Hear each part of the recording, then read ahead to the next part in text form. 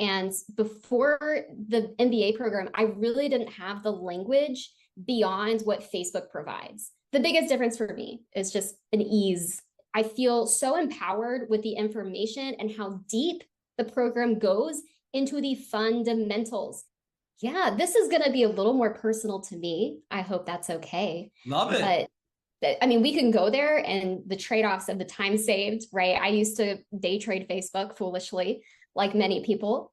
The ROI is not there for the business, but the challenge is there's so many misconceptions and outdated or just straight up wrong ideas about how a CPM optimized platform works. There's been many stages of my career where I felt like I was really burnt out. But for me now, as I'm growing in my career as an agency leader, it's more about how can I give fundamentals and frameworks, systems to a team, and not only give them SOPs, which you so generously provide in the program, but beyond that, really installing that software of how to think. Success for me these days is having a team that I trust, who we can scale together, because it's not enough for me to be smart. It's not enough for me to have the ideas in my head. Over time, I'll be honest, Charlie, it's sometimes challenging to bring people along in the process, but it's worth it. Because at a certain point, there's only so many hours I can put in. There's only so many things I can do. So I think that's what, to me, is like a relief, because I can take a day off and go hang out with my parents on my birthday and not worry that there's going to be some emergency that only I can handle. Because the truth is, it's not rocket science. It doesn't require the most brain power. I think if anything, really mastering the art of growth, especially in a D2C e-com context, sometimes it's about giving yourself the breathing room and not getting caught up in endless clicking and scrolling. And when I am really brutally honest with myself, I was analyzing data in a way that was completely inactionable. There was nothing positive that was coming out of it. It was a massive waste of time. But what it did give me and gave my employers and clients and business partners, it gave us a false sense of control. Yeah. And so we have to let go of the illusion of control. And there are certain things we can do to we can increase our batting average, no doubt, right? I think everybody in this program believes that, but it's not going to happen by being addicted to your laptop and addicted to refreshing and addicted to all the breakdowns. Unless you have the dopamine hits of the Apple R button. Yeah. Yes, that's exactly it. So I think that's what the biggest difference for me is, just an ease. I think that's so great. What I'm hearing is like, you're able to work on the business instead of in the ad account. Right.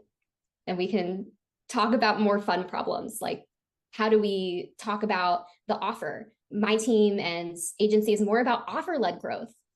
We also do different services. We're not just ads. And in my past lives, I didn't even have the bandwidth to start, like, the fundamentals of email and CRO, especially if you have a research background. I think people from the social sciences can really thrive in this industry. But if you don't have the bandwidth to be able to analyze the whole picture, you're spinning your wheels, because what you're doing over here in ads is not happening on its own. But if you're in just doom scrolling basically all the time, you're not coming up for air and asking the important questions. For example, we were in Triple Whale earlier today and we're like, business MER is not improving, but the ads performance is looking amazing. Every week it's getting better. What's going on? Love it. So it's really shifted the culture. Yeah. And not to discount what my team does. There's still genuine effort. Of course. Somebody's got to do the thing. Yeah. Of course. Yeah.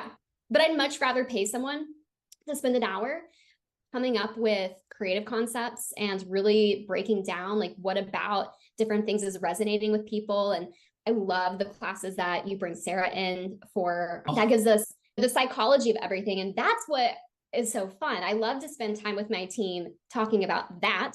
And of course, we get to the fundamentals. We talk about all the things in the program.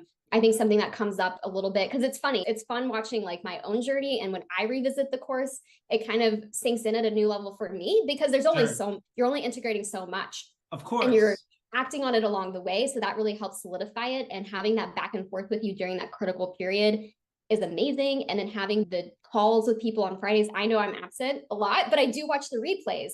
And just hearing other people problem solve in that way is so much cooler. And so anyway, I'm rambling now, but I don't know. No, you're fine. This is great. I love it. I mean, what you're showing is just an excitement and exuberance of something where like you used to be stressed out and unable to handle more bandwidth and do the most important thing, which is enjoy life and spend time with your family. And now you're like, and my team. You have a team and like, you're just going on about how much fun and like rewarding this is. That's what I'm hearing, at least. Yeah, my job's fun. The best compliment I got this year from a newer client was, they said, Jordan, like most people that we talk to about this, they use a lot of jargon. We've had agencies in the past, and the way they talk about it is really confusing. We didn't really understand what they were saying. And everything you just said in this meeting like made perfect sense, because it's just crystalline and we're not bullshitting. Yeah. It's funny how much easier it is to communicate when you understand something well enough to make it simple. Right. And like something we're doing more of on my team too is soft skill development.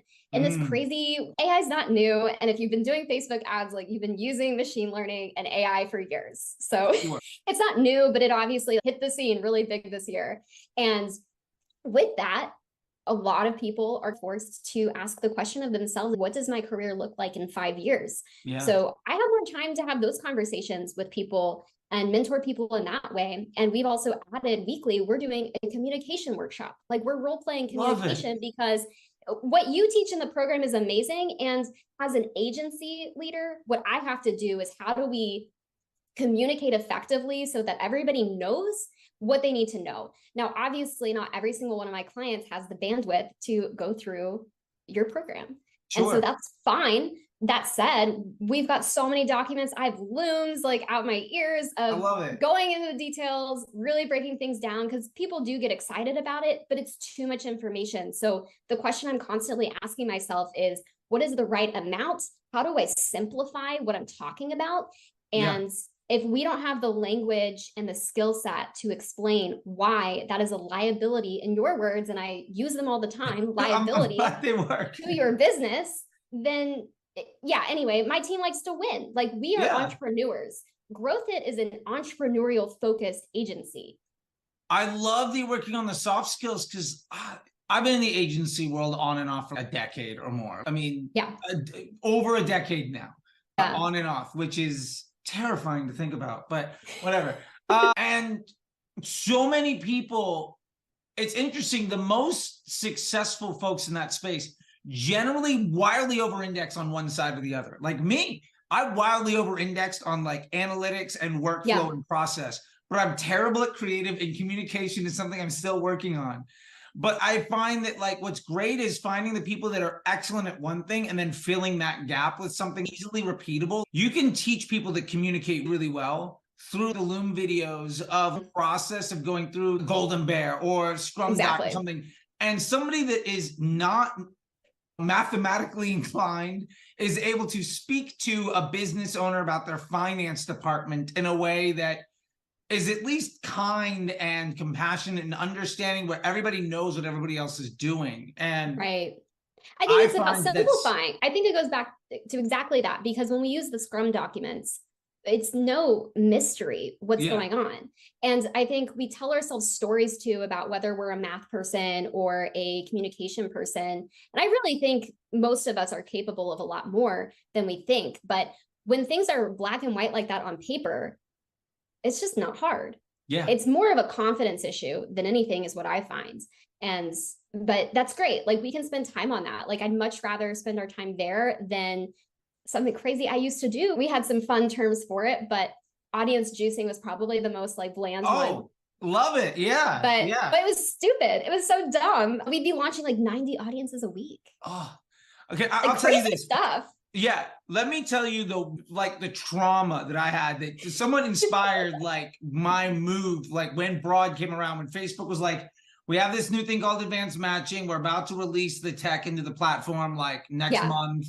we're going to find 8 or 9 people to do the test with. And I had Macy's and Joybird and Pizza Hut and Starbucks at the time. Wow, so yeah. I had the ability to drop coin on their new stuff and figure it out.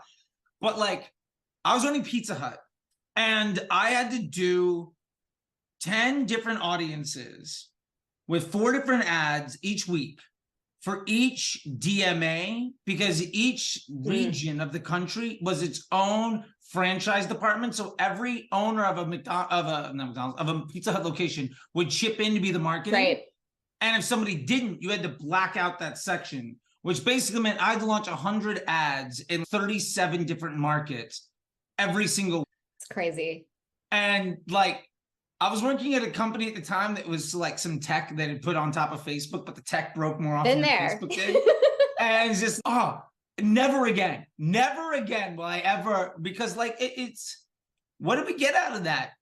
The ROI is not there for the business, but the challenge is there's so many misconceptions and outdated or just straight up wrong ideas about how a CPM optimized platform works. And before the MBA program, I really didn't have the language beyond what Facebook provides, which frankly is it's about this deep. Yeah. It's not that it's wrong, but it's not really satisfying to someone who is really invested in entrepreneurial in their business and turning all over every stone. Like, they want to know that we're looking at every possible way to give them an advantage. But the truth is, a lot of these levers, again, go back to false control. We don't really care if it's Facebook, TikTok, whatever. But most of the brands we work with, surprise, have a finite budget. They have finite resources.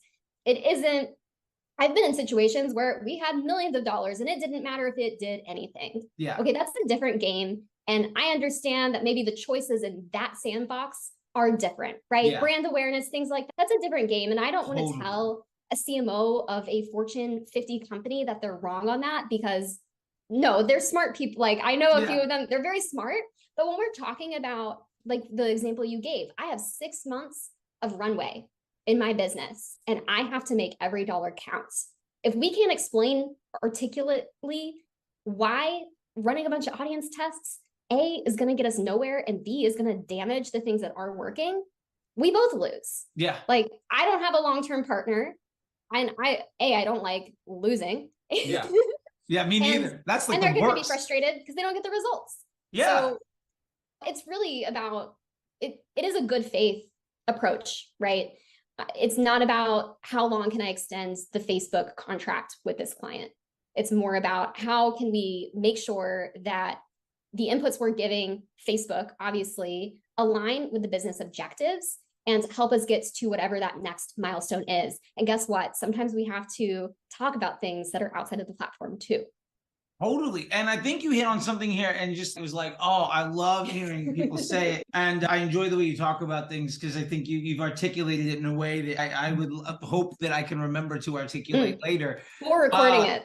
Which is something along the lines of, I can't tell you how many folks, I mean, you joined the MBA a little over a year ago, right? And there's been a lot more folks that have come in.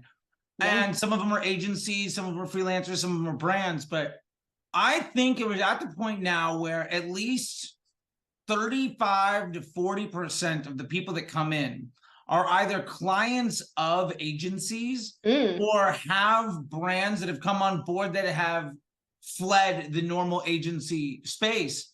Right. And like the overwhelming vibe that people, here's the process. You get on the sales call where somebody gets you hyped.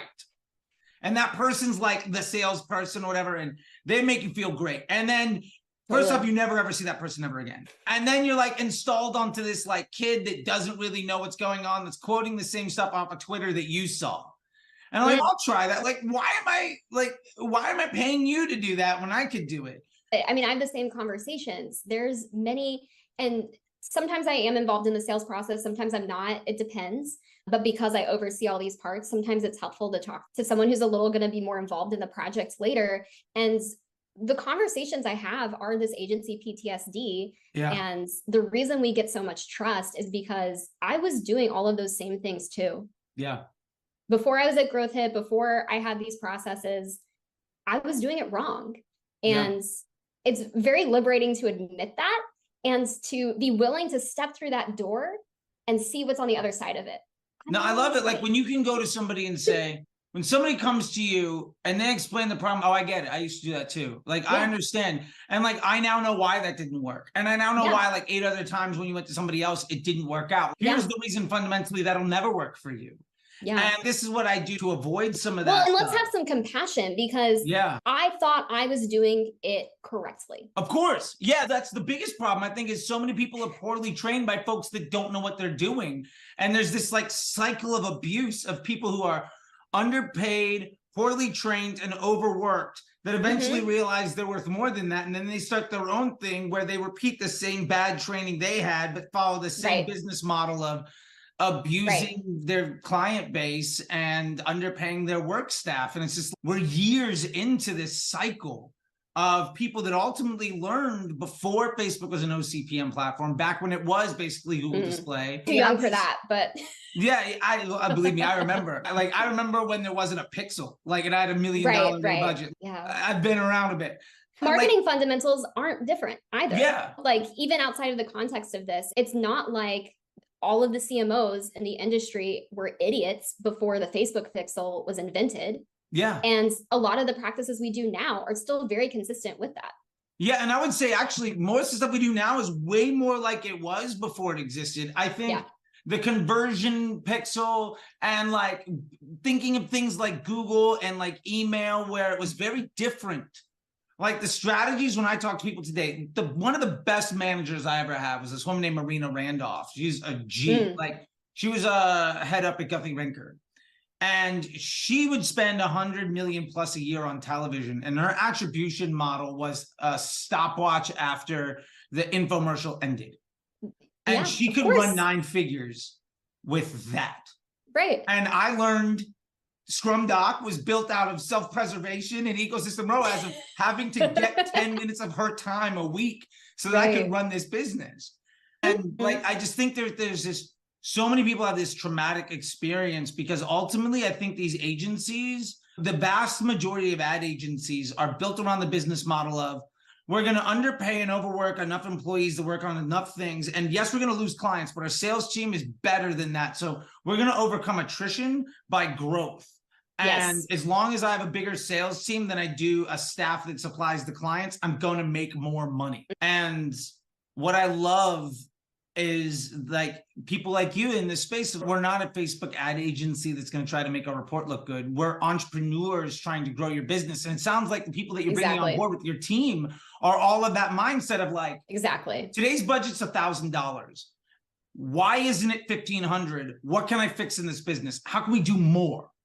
And that's so essential to success. People have to have, you can't have somebody that looks at self-preservation and vanity as the person running your business. The person running your business should be running businesses as their business. If that makes sense. 100%. Caveat. We have a startup studio. Sure. And what's cool about that is we can do things that I would never pitch. Love it. Because it's not proven. Yeah. I'm not going to take somebody's hard-earned cash and test a new methodology on them. And I'm not really talking about I'm not throwing out the fundamentals of understanding how the machine learning works. Right.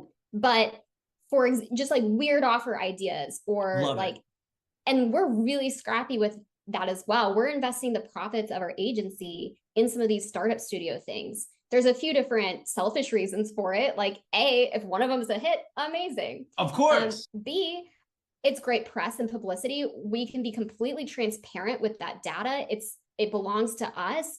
As a business and as GrowthHit, our CEO, Jim, super transparent. He gets on the podcast if I were starting today, and he'll like literally tell everyone what our revenue was, what has been tough, like transparently, like in this economy, we're really, because of the quality of work we do, our margin, the margin situation is always a focus.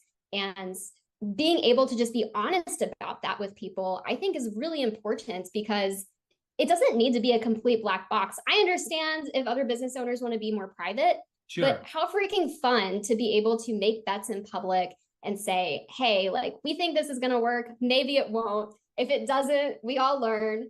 Yeah. And our clients love that too, because they get to benefit from the mistakes and wins that happen in that sandbox. Exactly. And I think my favorite thing about that, and it's something that I just randomly installed in myself, like a week into the job, was just like, I'm going to do one thing different on every project. Yeah. And as a result, it was just, I mean, for me, it was out of, I think, overcoming boredom, because it gets stale. It gets real stale. And you learn the scaling game. And then so I was like, all right, I'm going to try things that you shouldn't do. I'm going to break things. I'm going to do stuff. One of the things that I did, one of the earliest examples of that I can remember was I was running CBS for Sweeps Week from Wheel of Fortune and Jeopardy. Cool. And it was supposed to be a reach and frequency campaign against video views. Okay. And I was like, I'm going to spend 25% of this money on engagement. Yeah. And as a result, I got 30% more video views on the engagement because of the earned reach that happened off of it. Now, I got in trouble for doing that. Sure. And I also wrote up a case study, sent it out to the whole company of, this is how to game the system. This worked. Yeah, this works. And I was also manual bidding on CPMs at an accelerated delivery. So my reach and frequency was coming in at like 250, and I would run it at like $180 just to try to like game the system. Crushed. Yeah. Like, do you think that same tactic would? I think it would. I think it would if your business objective isn't financial with that investment. Yeah. And that is not the luxury I have with any client, which is why you got in trouble. But they were wrong. Yeah. I mean, at CBS, they're not selling anything, so it was okay. The problem was earlier. Yeah. That's a different game. It's a different game. Yeah. And I think what's really important as a founder, as a business owner, is to understand that when you're scrolling Twitter, when you're watching YouTube, you're getting a lot of advice that is shrunk down and broadcast as if it's a universal message. Yeah. And your business objectives, like you very carefully phrased what you said earlier, if the business objective is not financial. And some people may hear that and think, isn't it always financial? No. Like, and for the those that want to know that, like, I had a job where I was paid $75,000 a year to spend $1 million a day, where revenue was not an objective. The objective was to spend $1 million a day because we had a 20% commission. So I'd make $1 million a month, $1 million a week in commissions for my boss. That was the job. That type of agency is a bank. I was an investment banker. And all we would do is basically say, this is the report, spike the CPM projections about 10%, and then just buy it on cheaper inventory and over deliver every time. Yeah. And it was like the easiest thing to do. And that's why I had to start criminal. Oh, no, it was. And I didn't last there. I kind of got fired, more or less, almost got fired from that job. I told the story on this podcast, Oopsie, with Jess and Zoe. But I told the story about that where I under-delivered by 200,000 for the launch of a couple shows. But I did it like 4 or 5 days in a row, which basically meant I cost about 5 times my annual salary in 5 days and lost commissions. To the agency though, not the business. No, saved the client a lot of money. Right. Cost the agency a shit ton of money above and beyond my paycheck. Right. So I was not fit for that environment. For me, silly things like respecting people's bank account and trying to run a decent business made me a liability in the mainstream agency world. So we've talked about a lot of stuff here. I'm curious, like, what was your experience in the MBA when you were doing it? Like, how did it feel for you? I think what it was like not necessarily day in, day out, but like what the experience was, what the vibe was, what was most exciting for you? I'll back up a little bit because I'm just overexcited. But I love before I signed up, I watched like all of your stuff. Okay, great. And I had already tried to apply everything I could. I was applying. And a lot of it was more mindset about how the platform works. So you put so much great content out. I think if anyone's interested, go ham. It's low risk for you. Do all the free stuff. I'll be honest, there are some very specific details that are not out there. Some of your videos, Charlie, the way that you talk about concepts, if I hadn't gone through the program, I might interpret a little bit differently. I don't think that's a bad thing. It's just when you say, I think recently I saw something on my feed where you said like submits or things like that, and downplaying the importance of how much quantity of creative you test. Massively increase the amount of elements I test, but the way that we do it is low risk. Yeah, exactly. Yeah. So I can't tell people to do 100 dynamic creative tests, but I also can't give them the entire breakdown of how Golden Bear works in the same 3-minute and video. That's what got me. That's what got me. I felt like I had been able to apply a lot of stuff, but I was like, there's this missing piece, and I know that I don't really understand it. So going into the program, I feel like I had a pretty good foundation that helped me start applying things quickly. And then those little gaps, as those popped in, my mind just exploded. And I was like all the little connective tissue, all the synapses. Yes, I love it. Yeah, yeah. I don't think this will bother you to say, but the processes work, but if your business sucks.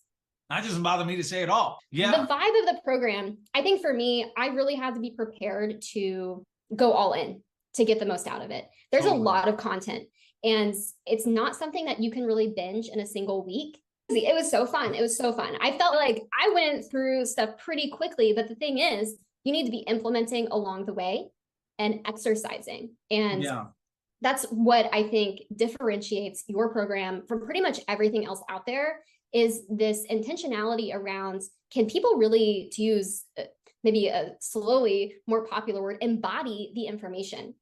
It's one thing to be like, check, check, check. Cool, I watched this training. I know a few things. But when you're really putting yourself in the Scrum documents, when you're really putting yourself in the ad account, when you're getting down to the details of, okay, so the Golden Bear process, my clients freaking love it. I love it. Good. It is so fun. We'll talk about it like March Madness, depending on the person. Like that gets them really excited. Oh, I always lose every one of those bets. I do the same thing. I'm wrong 98% of the time, which I love, because I know I'm not good at creative, and Golden Bear just reinforces how terrible my intuition is on that. Right. But it means I don't have to be good. You don't know. You really don't have to know what's going to work. You need to leave your ego at the door and have a willingness to try different things. And the beauty of it is the Golden Bear method and the DCT to proving ground method de-risks the process. Yeah. It is really challenging to hear and see, because I get to see what other ad agencies do sometimes, because we take over ad accounts or we're competing for them. And every time I see 5 campaigns, several ad sets each, and each of them one ad, and they have like a testing campaign and then like a business as usual campaign, it breaks my heart, because it just, the performance could be better, but it is challenging for people to let go again of that old system. But I feel so empowered with the information and how deep the program goes into the fundamentals. Like, we're talking about the basics of statistical inference. And I have a lot of opinions about statistical inference and how it applies to how we interpret Facebook results.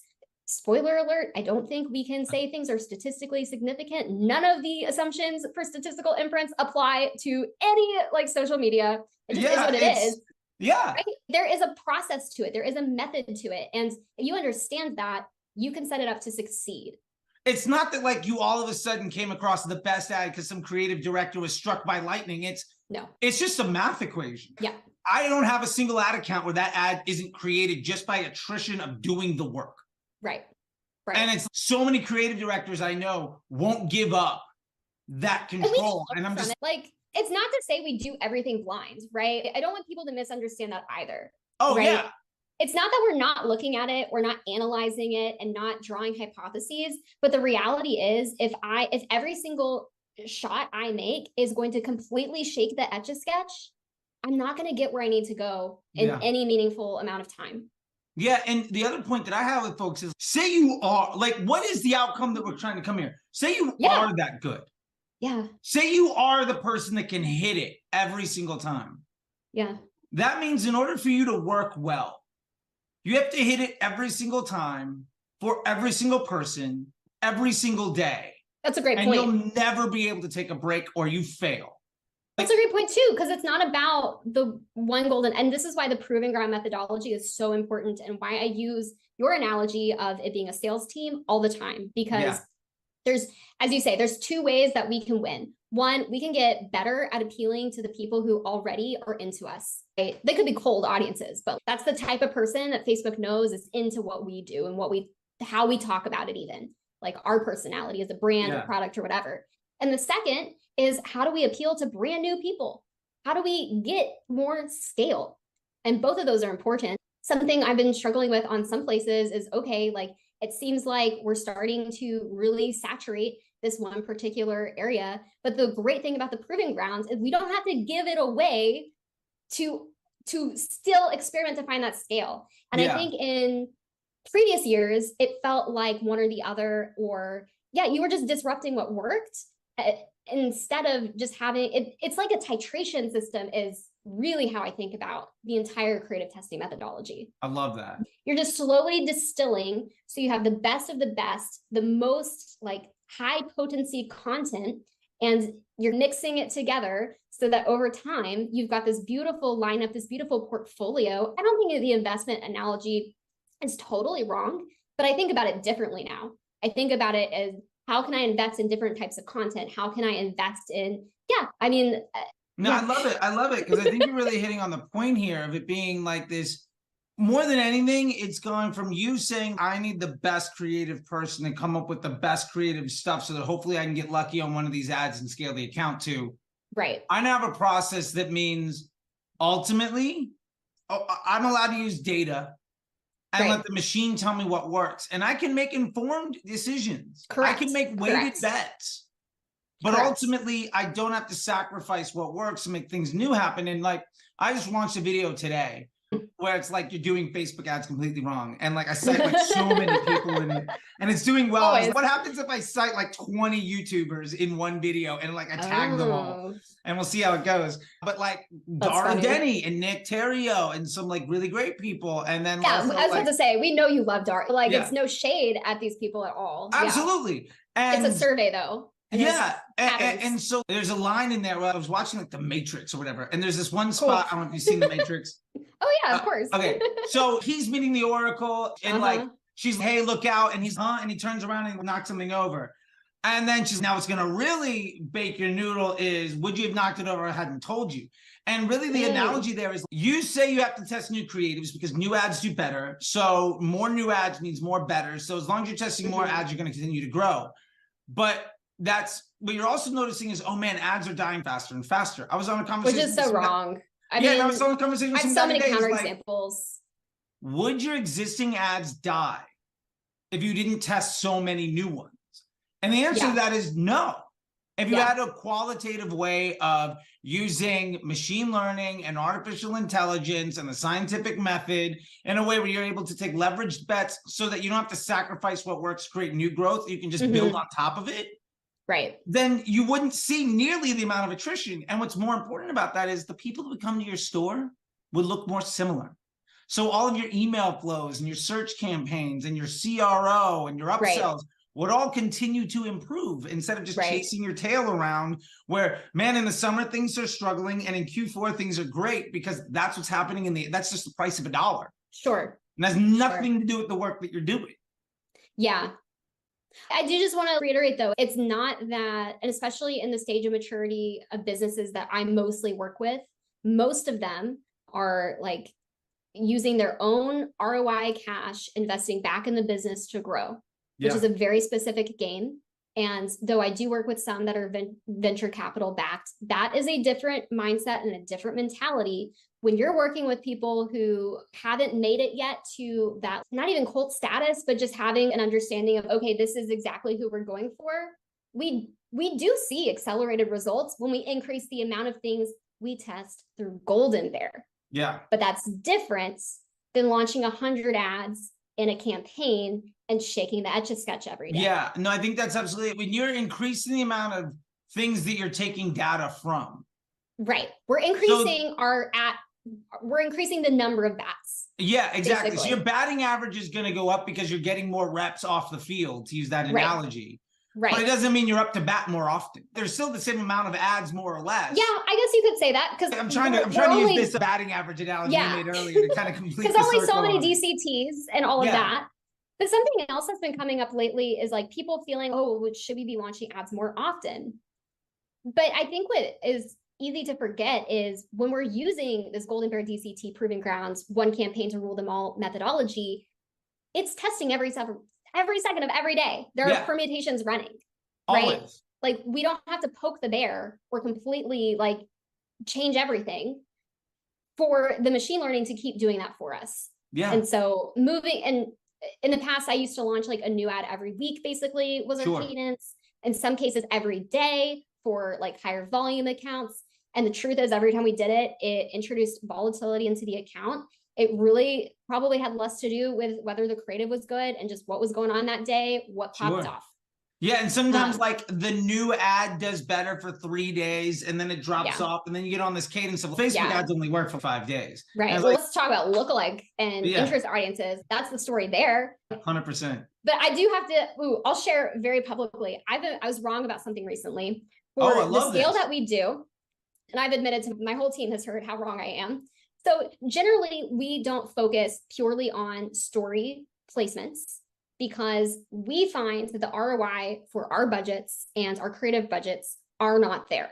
Instead, we generally find that doing like a 4x5 video or a video that's going to be fine cut off in different places and running that through the Golden Bear DCT, whatever, it works best for us. So it's not to say like nothing is ever catering to the story, but we're not running like you're not forcing placements. We're not forcing it, and we're not using specific placements. But recently, because we're not doing all this crazy audience testing, because we're not doing a million things, we were pushed a little bit by a client who frankly just didn't like how it looked. They're like, and DPAs and the stories, oof. Yeah, it's like we could turn it off and you could make less money, or like that's always a fun conversation. Yeah. I mean, do you want to feel better with less money in the bank?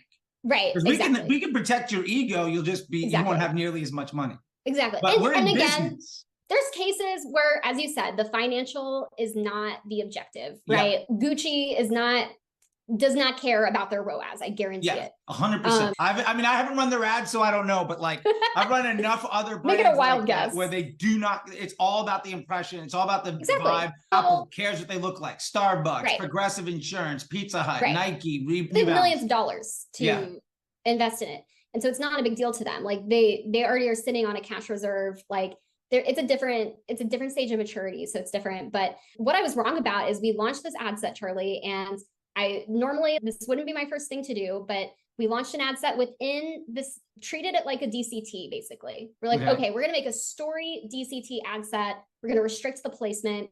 That thing is going like crazy. It is working so well, but my holdout question is, will it still be working in Q4? And I'm going to be very excited to see, because with the audience testing, usually what happens is sometimes it just completely flops. Often, if you look in like the triple whale logs, you just notice it's stealing a bunch of conversions from other places. Sure. And so that's a nuanced conversation to have with people sometimes, which if we have the data, we can look at it and have that conversation. Obviously, like that one ad set. Oh, this is another thing we didn't even talk about. I could talk to you forever, but the CPA of a single ad set, I don't care. I don't care if that CPA is like 100 times less than everyone else. If the business overall, if in the Scrum document, our overall revenue and our overall efficiency isn't better. That's what matters. 100%. And also to that point, like if that ad is doing terrible, but my bank account has gone up, I'm not going to turn that ad off. Like sometimes the worst ads, I can't say how many times in the last year I saw people that showed me like, all I did is just turn off all the bad ads, and then the business gets worse. And it's just like those bad ads are the thing fueling the funnel, and they're just not getting the attribution, whatever nonsense model. Maybe they're not, they're not getting the layup. Someone else does. Exactly. And that's they're not getting the credit. And who cares? Your bank account looks better. Go for that. Yes. Yeah. But again, I don't want people to think it's not like we're not making data-backed decisions. Sure. It's not that we never pause anything, but there's discipline. And we didn't touch on this, but the point on really honing in on what your hero product is, what your hero offer is so important, because the clients that I've lost, it's usually because they're trying to do too many things. We have a new product launch every month. And frankly, like I can only pay designers so much to make so many assets. And when every month you have a new product that you like feel really passionately, we have to put resources behind. And every time we segment, because guess what? We're not getting additional budget to promote these things, right? So we're segmenting it. And in the world of machine learning, every segmentation is an additional permutation and requires a higher volume of data to learn from. Anyway, the process is just make it really simple to be disciplined and focus on the levers that actually matter. I love it. And that's probably how you could sum up everything. No, I love it. And like, I remember our conversations earlier on, and I remember us going through just the third time we chatted versus the first, just like how different the language was. And now hearing you do it, it's wow, I've had a lot of practice. This is great. I love it. Like, it's just, it's so rewarding for me because my days are now just filled with this kind of stuff, and it's great. Like all the nonsense I had to go through is now providing for my family by helping other people create opportunity for others. And that is everything. Like, that's the best part of this industry. Like, I love our industry. I feel like, especially, it doesn't matter what age you are, but if you are looking for a pivot, there's so much information out there that is free. And I will caution, like, some of it's not good. Some of it's not good. But it is such an interesting time and place. And I feel if your aptitude and passions lie in anywhere near digital marketing, these tools are not to be feared. I think there's a lot of fear mongering happening right now on, like, you've probably noticed, I'm going to be ramping up towards the end of this year because we have some stuff going on. I'm just really excited to share. But I really dialed down on my social media diet and what I was taking in because it was distracting. And at the end of the day, like what you said is what resonates with me. There's enough room for all of us to win. There are enough businesses that need help. And if the Facebook MBA program resonates for you, whether like you're a brand owner, an entrepreneur, or even want to start your own agency or come work in an agency like mine and just come in with a really solid skill set. I don't know. It's just so fun. The community, I think, is an under maybe spoken aspect that we didn't really touch on today, but the community of the MBA program is amazing. Like people are constantly sharing their own experiences, their learnings, frameworks, all sorts of awesome stuff. And so I just want to build on your optimism. And the possibilities are so endless. And the more tools we have, like the more fun we get to have. But that's not the case if you're going to maintain an ego.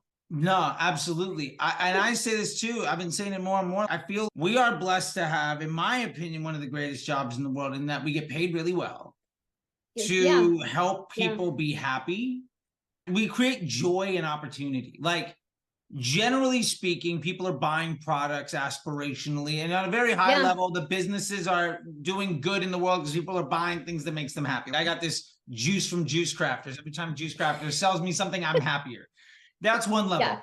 But also, there's so many people that are like chasing a dream, betting on themselves, and it's, I can mortgage the house again, I can sell it, I can give up, I can go work full time, or I can do this thing. And like the idea that like so many people, and like more and more stories in the MBA are like this, like the one I was telling you about before we started, where like there's 6 months left in the bank and I'm gonna have to give up. And now it's like, how many more people am I going to give a job to while making the world like a better place, and then ultimately leaving this business and going on to the next chapter of my life? That is so powerful. And like, I feel like there's this dark side of what we do where everybody's focused 100%. on how do I look good? How do I make a report look good? What's my status? What's my whatever it is. And I like to joke about it, but it's like the monochrome, like sweatsuit wearing dudes that like run a marathon before breakfast and take 17 cold baths and brag about their car. And it's, every one of them is the most insecure person doing the most harm. And people like you and me that just basically are walking around with a smile on our face, having a great time, helping people be more successful. That's what it's about.